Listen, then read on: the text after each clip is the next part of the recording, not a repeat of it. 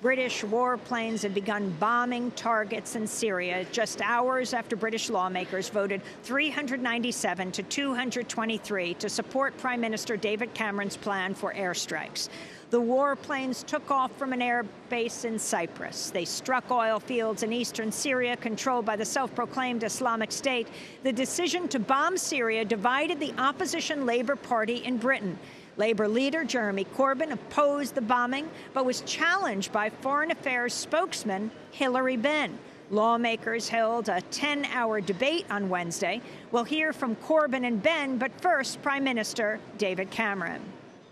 In moving this motion, I'm not pretending that the answers are simple. The situation in Syria is incredibly complex.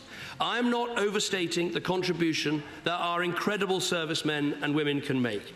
Neither am I ignoring the risks of military action, nor am I pretending that military action is any more than one part of the answer.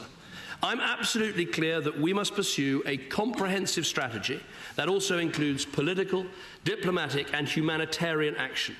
And I know that the long-term solution in Syria, as in Iraq, must ultimately be a government that represents all of its people, and one that can work with us to defeat the evil organisation of ISIL for good. I call the Leader of the Opposition, Mr. Jeremy Corbyn. Thank you, Mr. Speaker. The whole House recognises that decisions to send British forces to war are the most serious, solemn and morally challenging of any that we have to take as members of Parliament. The motion brought before the House today by the government authorising military action in Syria against ISIL faces us with exactly that decision.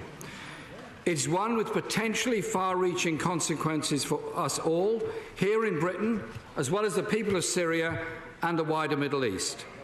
For all members, taking a decision that will put British servicemen and women in harm's way and almost inevitably lead to the deaths of innocents is a heavy responsibility. It must be treated with the utmost seriousness and respect given to those who make a different judgment about the right course of action to take, which is why the Prime Minister's attempt to brand those who plan to vote against the government as terrorist sympathisers both demeans the office of the Prime Minister and, I believe, undermines the seriousness of the deliberations we're having today. If the Prime Minister now wants to apologise for those remarks, I'd be happy to give way to him to do so.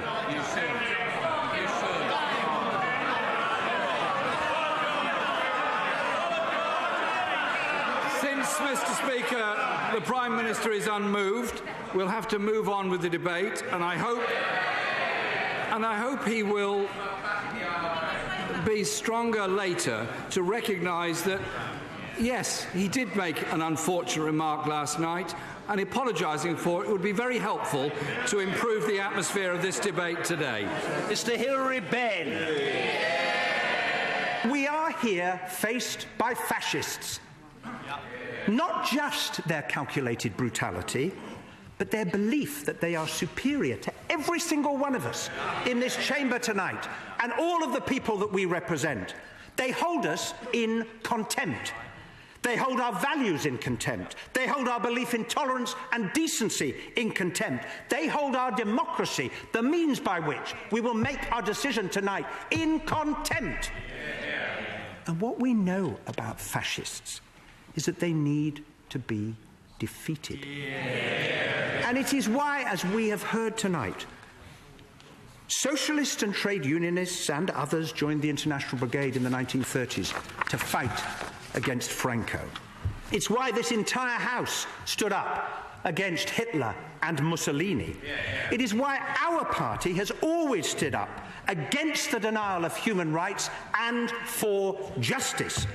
And my view, Mr. Speaker, is that we must now confront this evil. It is now time for us to do our bit in Syria. And that is why I ask my colleagues to vote for this motion tonight. That's British Labour parliamentarian Hilary Benn. Yes, the son of the famous anti-war late parliamentarian Tony Benn, preceded by Labour leader Jeremy Corbyn and British Prime Minister David Cameron.